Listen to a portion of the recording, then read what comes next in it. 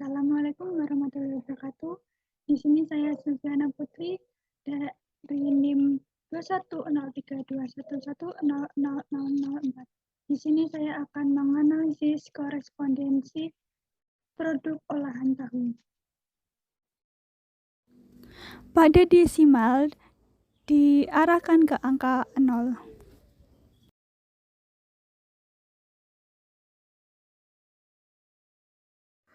Untuk value, label 1, value 1 dengan label rasa,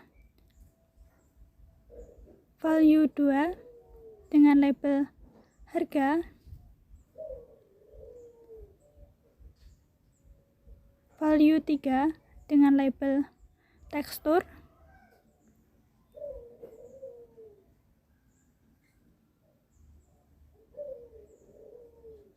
value 4 dengan label tampilan,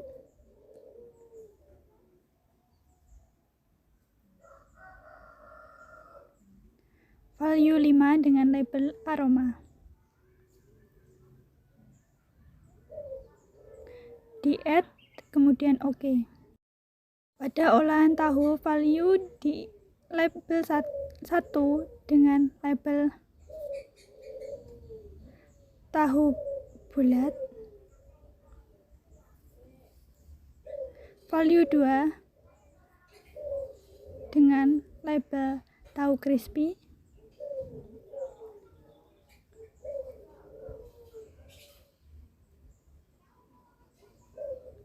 value 3 dengan label tahu bakso,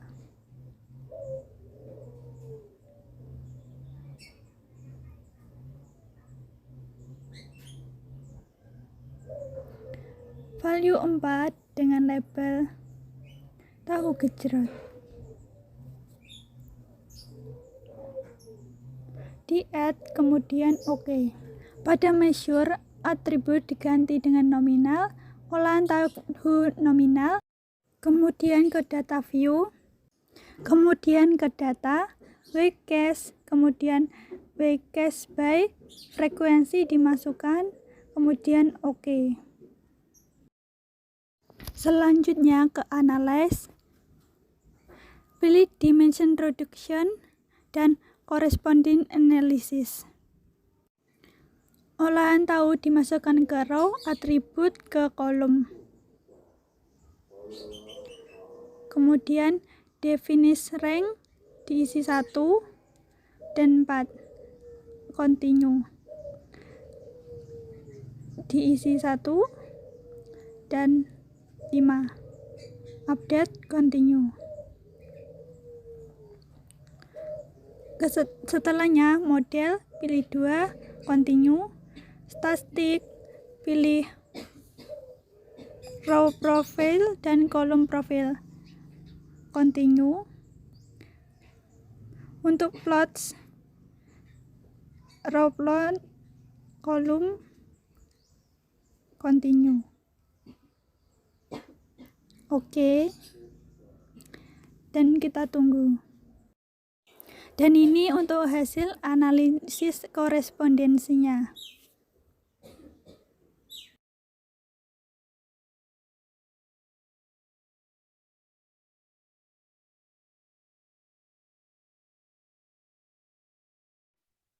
Sekian dari saya, terima kasih.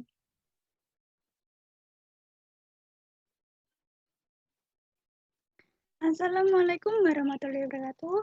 Saya Silviana Putri dengan NIM 2103211000004. Di sini saya akan mempresentasikan preferensi konsumen terhadap produk olahan tahu menggunakan analisis korespondensi. Yang pertama adalah pendahuluan. Kenapa sih saya membeli komoditas tersebut?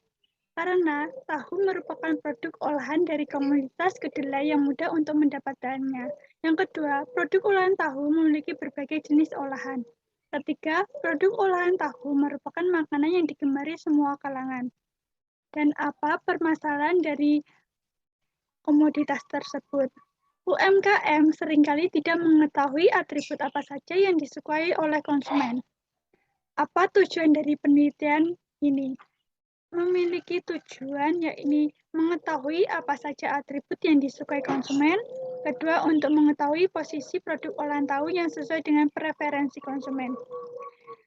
Dari manfaat yang diperoleh dari penelitian ini adalah untuk memiliki informasi yang teruji mengenai posisi dan atribut apa saja yang sesuai dengan preferensi konsumen sehingga UMKM dapat mempertahankan dan memperbaiki produk olahan tahu tersebut. Metode penelitian. Metode penelitian ini saya menggunakan kuesioner dengan responden berjumlah 25 orang yang diperoleh dari pembagian kuesioner yang dinilai adalah jenis kelamin dan usia. Rata-rata jenis kelamin dari responden ini adalah perempuan, yakni sebesar 72% dan laki-laki sebesar 28%. Dari segi umur rata-rata pada usia 19 tahun dan 20 tahun. Jenis produknya adalah tahu bulat, tahu crispy, tahu bakso, dan tahu gejrot. Atribut yang saya gunakan adalah rasa tahu, harga tahu, tekstur tahu, tampilan tahu, dan aroma tahu.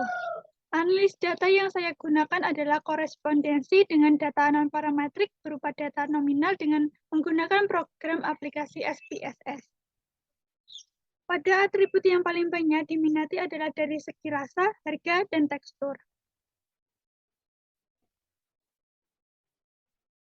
Hasil dan pembahasan. Dari tabulasi data merupakan data mentah yang diperoleh dari hasil kuesioner dan ini diolah melalui Excel. Setelah saya olah tabulasi data, kemudian saya olah menggunakan SPSS dengan analisis korespondensi dan memiliki hasil yakni tabel korespondensi. Atau kontingen dari sini dapat kita ketahui hasil yang dioleh dari SPSS menghasilkan data yakni pada olahan tahu dari segi rasa, tahu bulat sebesar 21, tahu crispy 21, tahu bakso 22, tahu gejrot 22, sehingga aktif marginnya 86. Karena dalam satu responden dapat memiliki 3 atribut. Yang kedua adalah tahu bulat dengan harga 19, tahu crispy 15, tahu bakso 12, tahu gejrot 19, dan aktif margin 65. Dari atribut tekstur, tahu bulat 14, tahu crispy 22, tahu bakso 19, tahu gejrot 6, tahu gejrot 11, aktif margin 66. Dari atribut tampilan, tahu bulat 17, tahu crispy 14, tahu bakso 16, tahu gejrot 16, dan aktif margin 63. Dari atribut aroma, tahu bulat 7, tahu crispy 8, tahu bakso 13, tahu gejrot 14, aktif margin 42. Dan dari keseluruhan aktif margin ada 322.